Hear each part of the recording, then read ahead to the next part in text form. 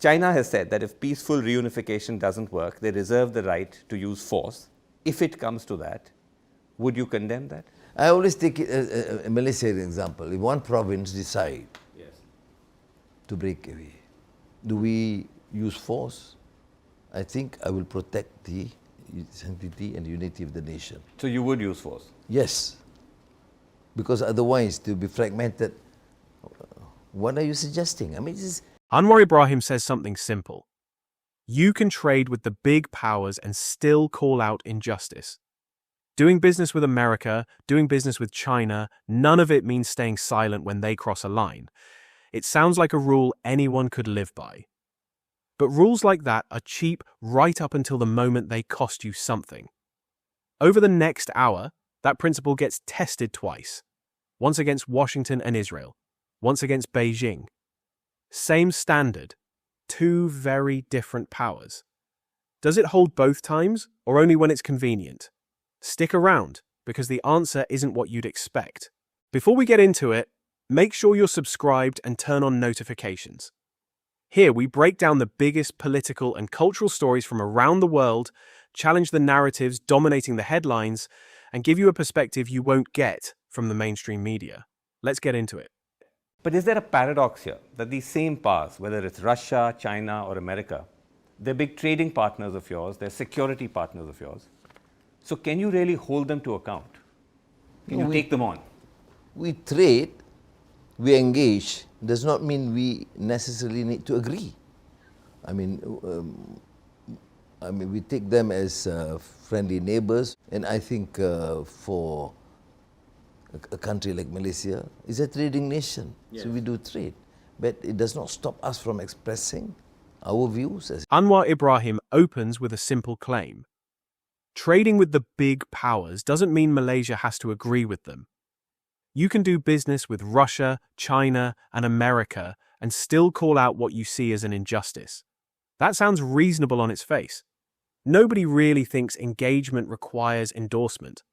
But it's also the easiest kind of principle to state and the hardest one to live by, because the real test isn't whether you say this in a speech.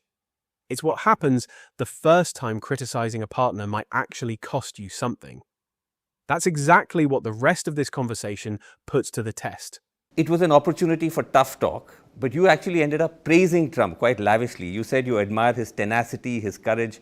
You said the world needs leaders who promote peace. Yes, because I was encouraging him to do precisely that. And the private engagement was clear. I mean, he listened. I had 40 minutes in the Beast with him.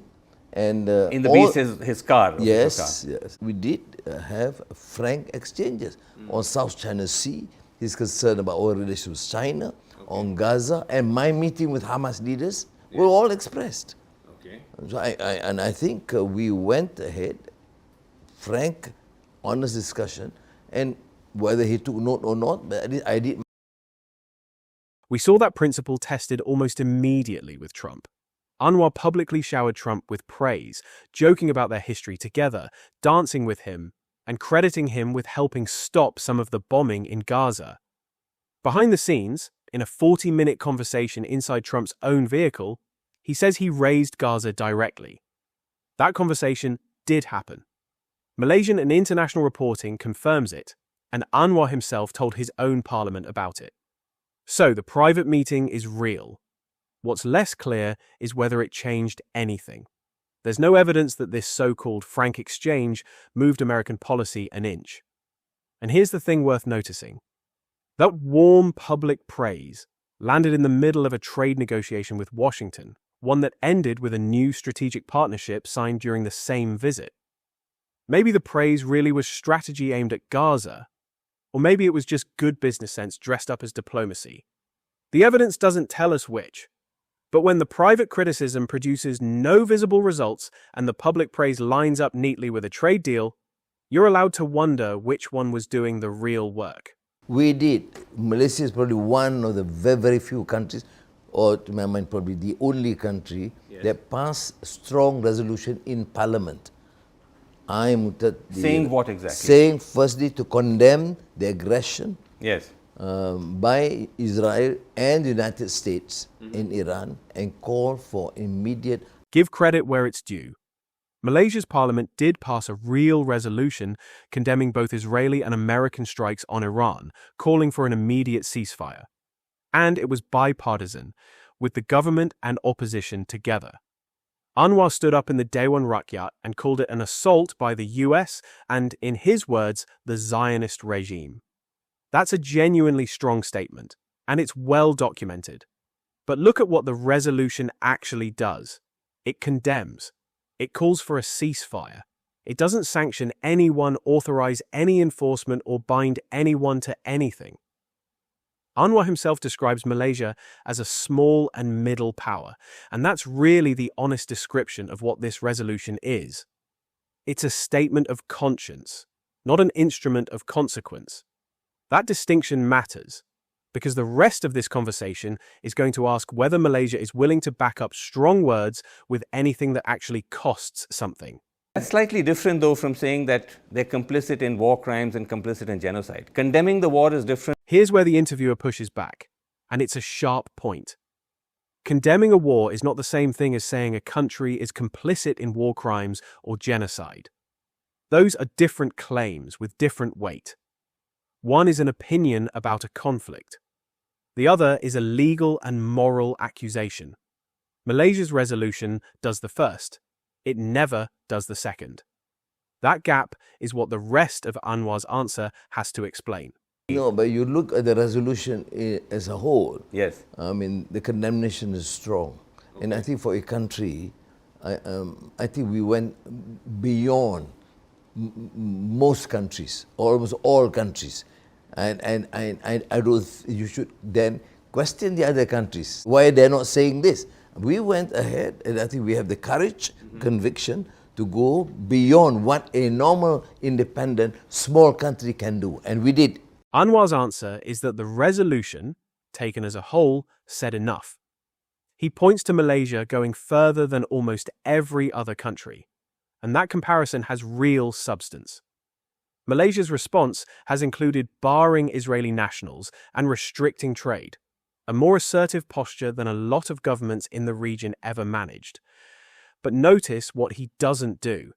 He never actually says the word complicit. The reporting on that March session backs this up. Strong language, real condemnation, but no formal charge against the United States. So the interviewer's distinction still stands.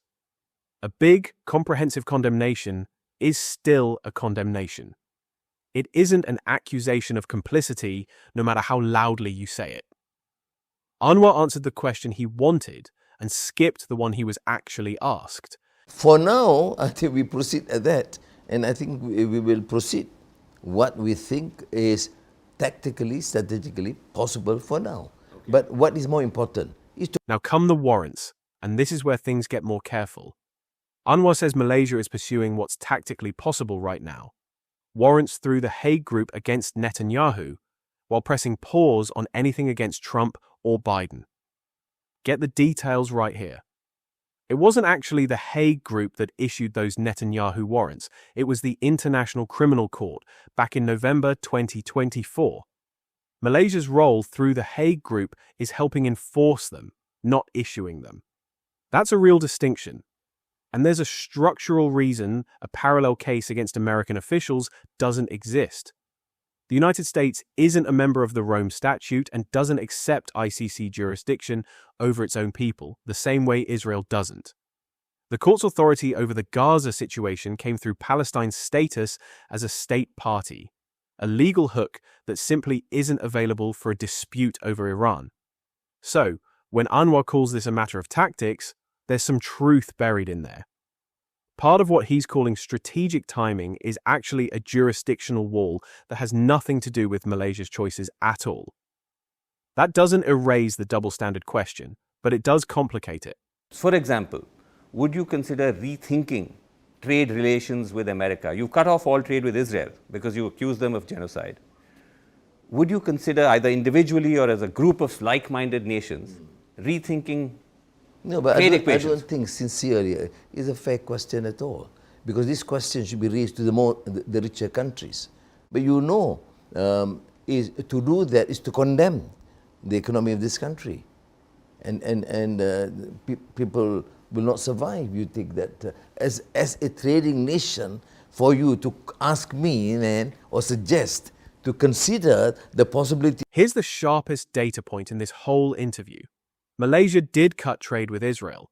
It banned Israeli-flagged ships from its ports back in 2023, and it seized cargo headed for Israel since then.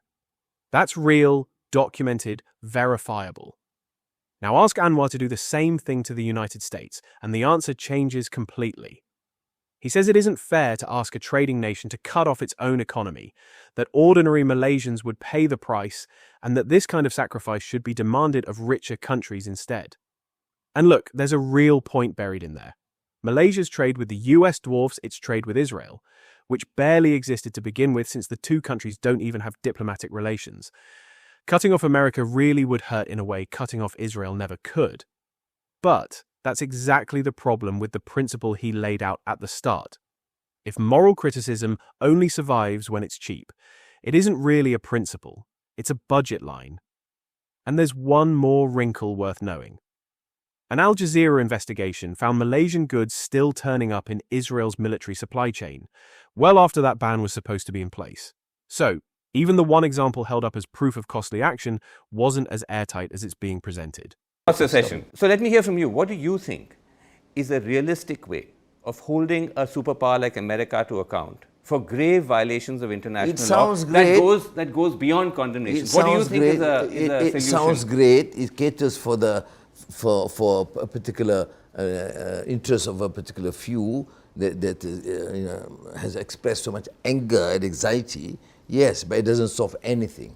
I think what is needed is to continue this pressure to secure more support, to use all possible avenues in every single avenue that we have, either the OIC or the BRICS or non-aligned. In every single session, we continue consistently in a coherent manner to express these concerns. And I think this, to my mind, is important.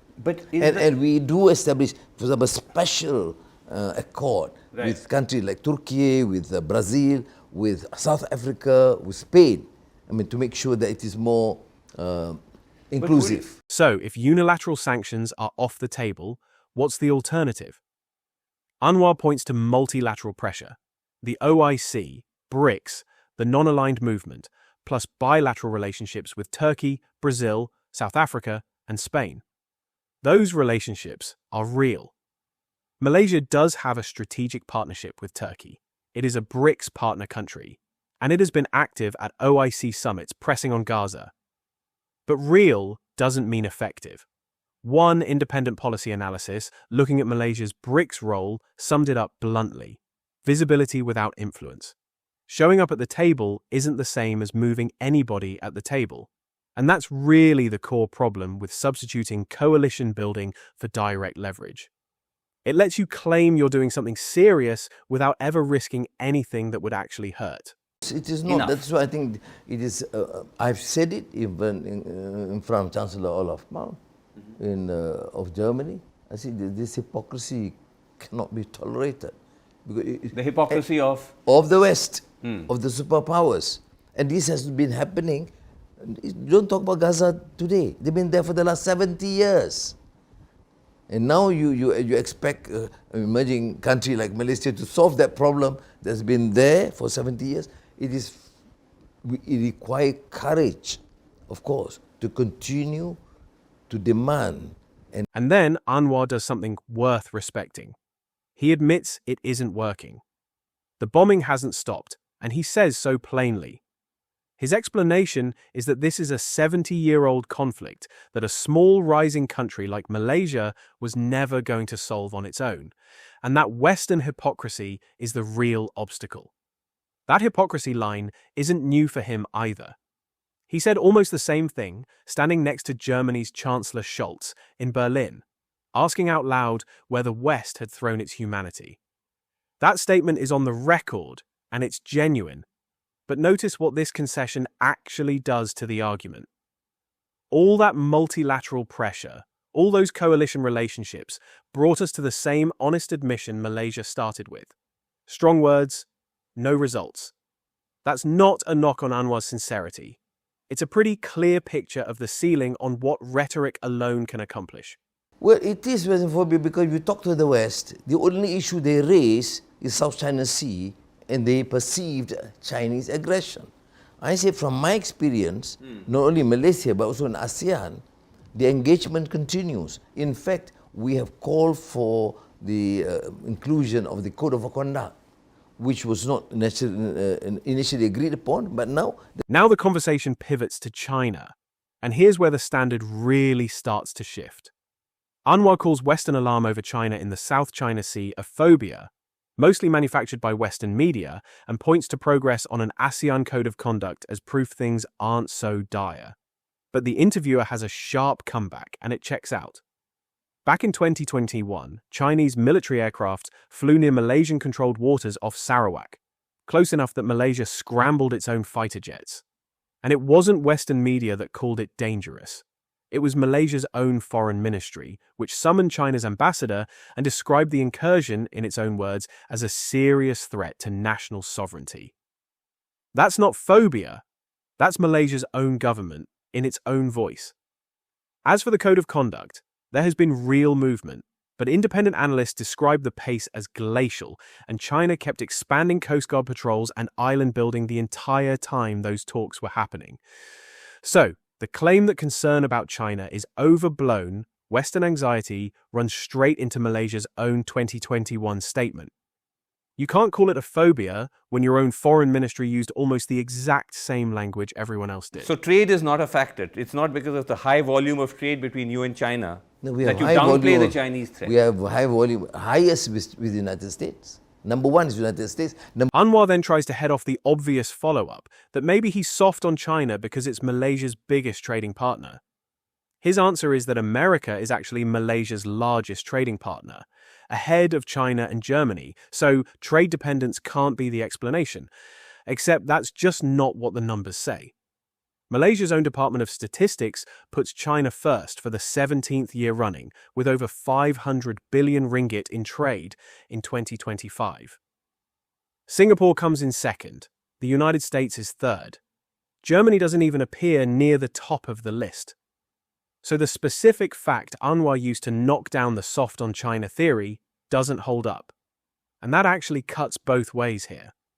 If trade ranking really did explain diplomatic tone, and China is the actual number one partner, that would point toward more caution on China, not less, which is the opposite direction from where his softer language on Beijing sits.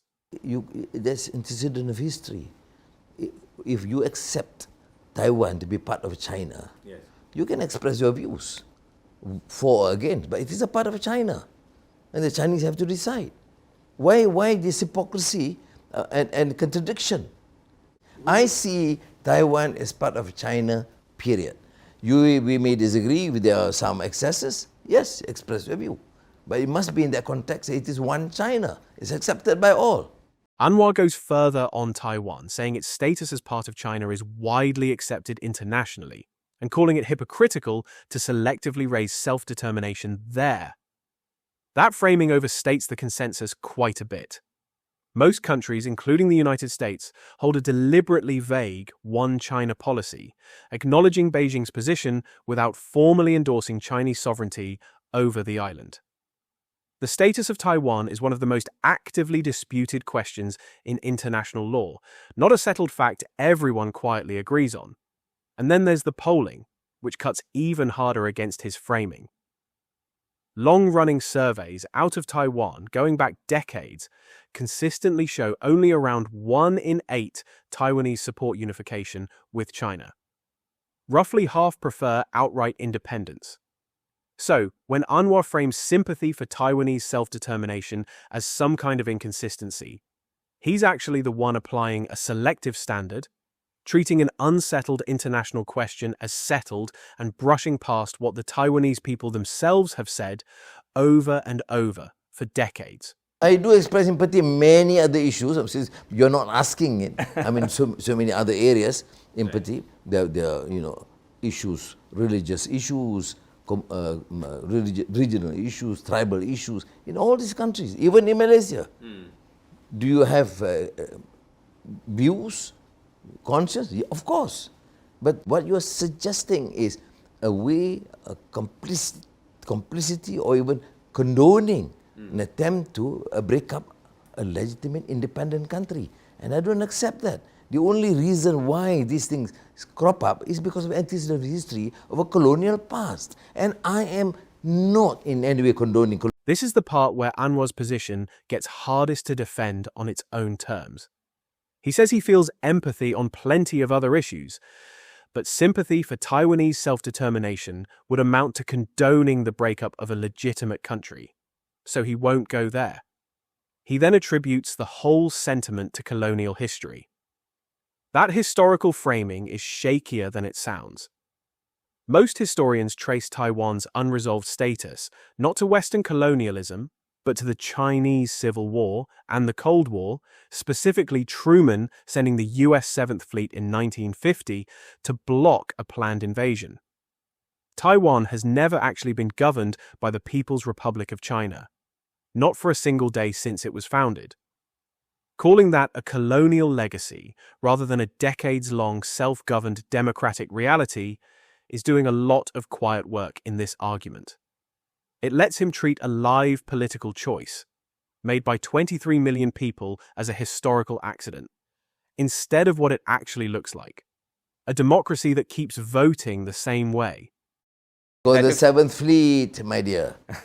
Okay. That's why they talk about reunification. Anwar pushes the 7th Fleet point even further, suggesting China's own use of the word reunification exists mainly because of American military presence in the region. There's real history behind that. Truman did send the 7th Fleet in 1950, specifically to stop a planned invasion of Taiwan, and Beijing's own official position papers point to that exact moment as the origin of the unresolved question. So, the historical claim isn't invented. But there's a big difference between explaining where a word came from 70-plus years ago and treating that as the reason it still applies today. Taiwan has spent 3/4 of a century building its own government, its own economy, and its own democracy, entirely separate from Beijing. The interviewer's underlying point cuts right through this. The very fact that China needs the word reunification at all is itself an admission that the two sides have been separate this whole time. Blaming a fleet for a word doesn't really answer that. Okay, you're bringing in the American angle. But China has said that if peaceful reunification doesn't work, they reserve the right to use force. If it comes to that, would you condemn that? I always take it as a Malaysian example. If one province decides to break away, do we use force? I think I will protect the sanctity and unity of the nation. So you would use force? Yes. Because otherwise, to be fragmented, what are you suggesting? I mean, to me... I'm not suggesting anything. I'm just asking questions, which is my job as a journalist. Yeah. There are, as you know, there have been movements for independence. Then Anwar makes the move that really exposes where this is all headed. He uses the analogy of a Malaysian province trying to break away and says plainly he'd use force to protect his own country's unity. Applied to Taiwan, that's an endorsement, even if an implicit one, of Beijing's stated willingness to use force too. But look closely at the analogy itself. A Malaysian province seceding would be breaking away from a government that actually governs it right now. Taiwan isn't that. The People's Republic of China has never administered Taiwan for a single day since it was founded in 1949. Comparing Taiwan to a breakaway province assumes the very thing that's actually in dispute, that Taiwan already belongs to Beijing in practice. It doesn't. So when Anwar reaches for a domestic secession analogy to justify staying quiet on the use of force against Taiwan, he's not applying a neutral principle evenly. He's importing Beijing's own framing and treating it as obviously true. But to me, when it comes to China, it's always this, I should say, not ambivalence. Ambivalence is a light word. Okay. But it's hypocrisy. Because you don't talk about, many countries in Europe breaking up, or within the United States, or within Africa, or even within other regions. But All you of that focus is- only on, on China. Anwar closes this thread with a charge of his own.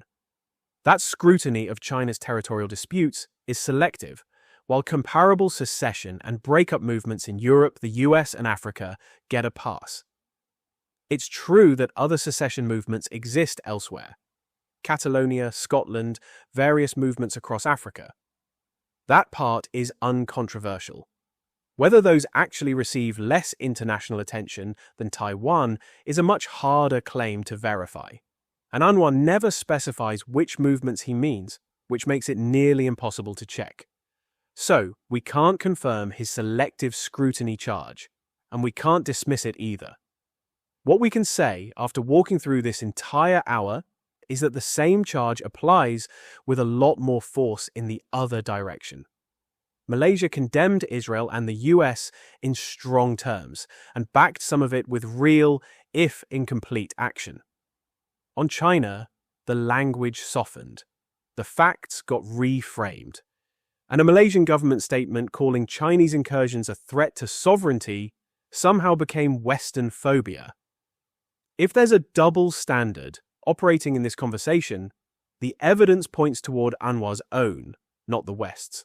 So here's where it all lands. On paper, Anwar's principle held up fine. Malaysia's parliament passed a real resolution condemning both Israeli and American strikes. It banned Israeli ships, and it backed ICC warrants through the Hague Group. That's more than most countries managed. But look closer, and the cracks show. The private flattery of Trump lined up suspiciously well with a trade deal.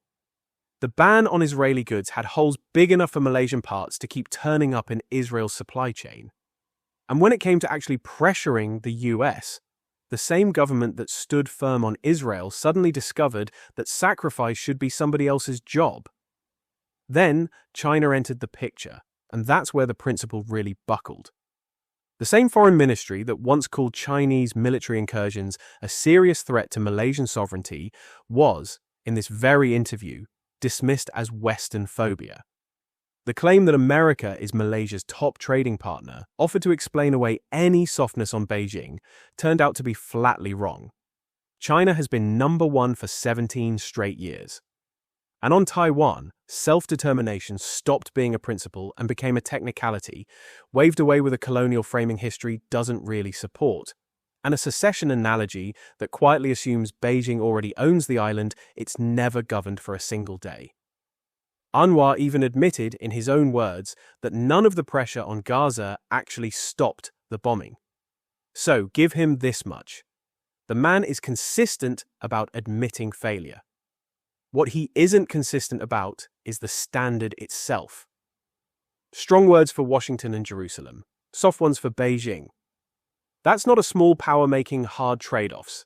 That's a double standard with a passport. If you want more breakdowns that actually hold politicians to their own words, subscribe.